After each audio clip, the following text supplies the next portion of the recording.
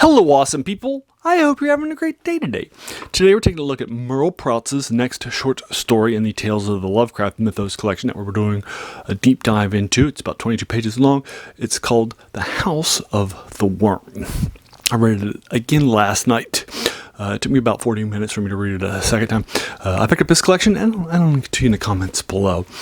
Back when I was in college, and I was doing a deep dive into all of H.P. Lovecraft's stuff after I discovered him in my third year of college from a Del Rey collection. He became very quickly my favorite author.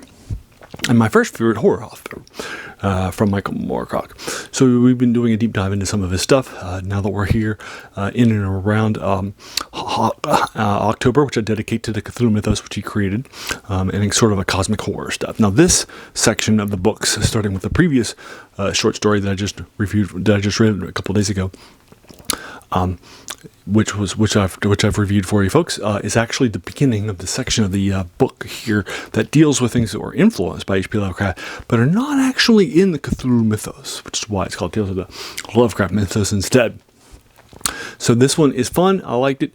It's not as good as the previous one, which I thought was the best one. Going back and when I read it the first time and going back and reading it, I thought it was probably a 7. But this I'm probably giving more of like a 6.5 to the House of the Worm for you folks. It's 22 pages long. Took me about 40 minutes last night roughly for me to knock it out for the second time. It was fun. I liked it, but I didn't like it as much as the first one. But I definitely liked it. I thought it was worth the 22 pages. It uses its length well, but I don't think it goes anywhere new or interesting or has anything to say about the newly created cosmic horror genre by H.P. Lovecraft, although it is clearly inspired by it. So what's happening to get you started with this? And again, it can't be spoiler free, so we won't be doing a deep dive into, the spoiler parts of it. I'll only give you the spoilers for the first couple pages, which you'll find out very quickly anyway, to get your feet wet. But basically, what's happening is that we have a couple of people that are our point of view characters that are living in America, one of the cities, and they are hanging out one night, and they are like, I want to go hunting, and the other one's like, sure, I think we go for some squirrel hunting too. So they decide to go to a place over in the Ozarks, which is a while away from them, and then they're going to go to a place called a valley in the Ozarks that is known as this great place for huntsmen to go to. And on their way in, they come across a local mountaineer who lives and hunts in the area, who they know. They introduce themselves, and they say, how's your hunting in there? And he was like, everything's dead there. They don't believe him.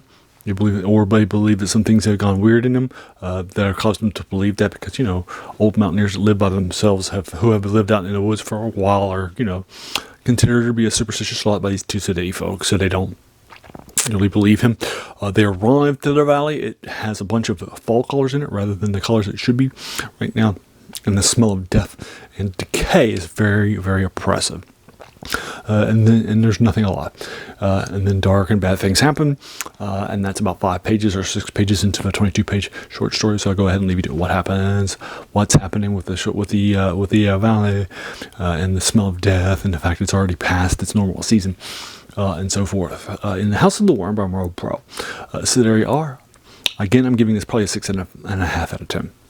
For you folks, have you read it? If so, what did you think about it? Let's talk about it in the comments below. So thanks, I appreciate it. Once again, the channel's name is The Worst Thing About New Books. It's a quote by a French philosopher named Jacques Joubert, who said that the worst thing about new books was that they kept us reading the old books. And this is an older work, decades and decades ago during the Pulp Era. That was written a long time ago.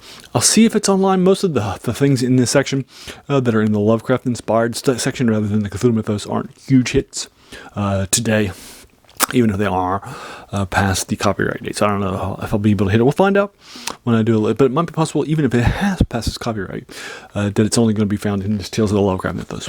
So I'll link you to that. Again, I'll link you to that in the comments below if you're interested. If you enjoyed this review, why not hit that subscribe button? Because there'll be a lot more of these to follow.